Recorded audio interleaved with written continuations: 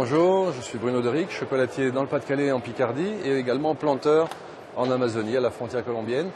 Je vais vous expliquer aujourd'hui quelle est la différence entre du chocolat noir, du chocolat blanc et du chocolat au lait.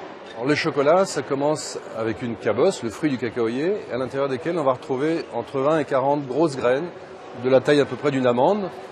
Dans cette amande, dans cette fève de cacao, vous avez deux composants, 50% en moyenne de beurre de cacao, la partie grasse, et 50% de pâte de cacao, la matière sèche. Quand on veut faire du chocolat noir, on prend les deux, le beurre et la pâte, donc l'intégralité de la fève avec du sucre. Il y a tout un travail de broyage, ça va vous donner du chocolat noir. Si vous voulez avoir du chocolat au lait, vous ajoutez de la poudre de lait. Et si vous voulez faire que du chocolat blanc, vous extrayez, vous supprimez cette pâte de cacao et vous ne conservez que le beurre de cacao, la partie grasse, avec du lait et du sucre.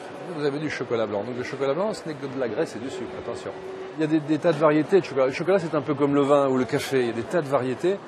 Et il faut arrêter de dire le chocolat noir, c'est le meilleur, par exemple. C'est une mode actuelle. En plus, on considère que, bien souvent, on entend dire le chocolat noir, ça ne peut être bon que s'il fait au moins 60, 70, 80, 90% de cacao. C'est un peu ridicule. Dites-vous bien que le meilleur chocolat, d'abord, c'est celui que vous préférez. Les chocolats vont varier, les parfums, les goûts des chocolats vont varier suivant... il y a deux critères, en fait. C'est d'abord la région d'origine. Chaque région, chaque plantation a ses propres caractéristiques. Vous allez avoir un chocolat issu de Madagascar, il aura un peu il va tirer un petit peu sur les fruits rouges.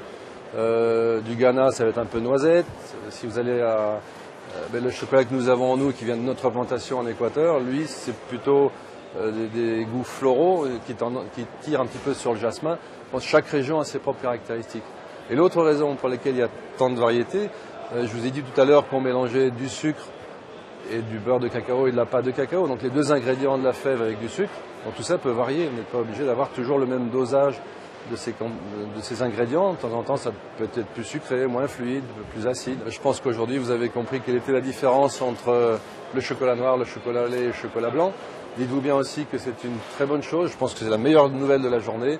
Le chocolat, c'est très bon pour la santé. C'était même considéré comme un médicament au début du 19e siècle. Avant que ne s'ouvrent des magasins de chocolat, il fallait aller trouver l'apothicaire, le pharmacien, pour se fournir en cacao. Donc on connaît les bienfaits du cacao depuis bien longtemps.